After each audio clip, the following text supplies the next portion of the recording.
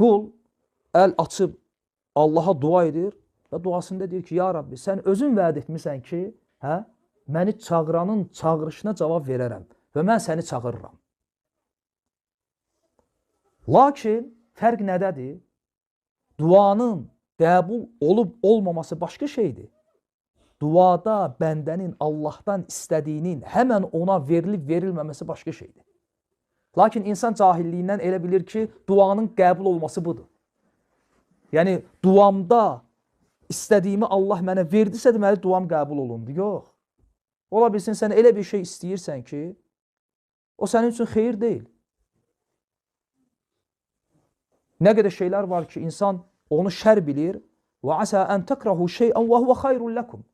Sizin şər bildiyiniz bəzi şeylər var ki, onlar sizin üçün xeyirdir.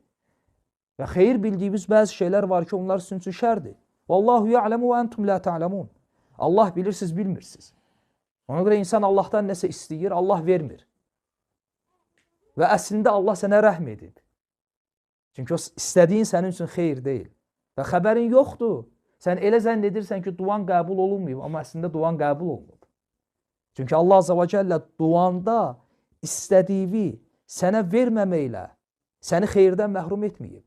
Şəri səndən uzaqlaşdırıb. Ona görə ola bilsin, bəndə Allahdan nəsə istəsin. Allah Azza və Cəllə istədiyini ona versin. Və bu, duanın qəbul olunmasıdır. Ola bilsin, bəndə Allahdan nəsə istəsin. Allah istədiyini ona verməsin, onun mükafatını, əcrini, əvəzini saxlasın axirətə və bu duanın qəbul olunmasıdır. Çünki qiyamət günü onun qabağına çıxacaq.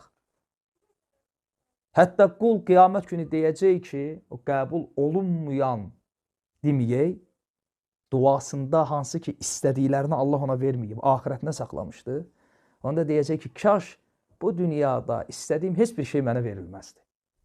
Axirətdə hamısı qabağıma çıxır. Və bu duanın qəbul olunmasıdır. Və ola bilsin ki, qul Allahdan nəsə istəsin, Allah Azza və Cəllə onun müqabilində onun başına gələ biləcək hansısa bir fitnəni, şəri, bəlanı ondan dəf etsin. Və bu duanın qəbul olunmasıdır. Niyə?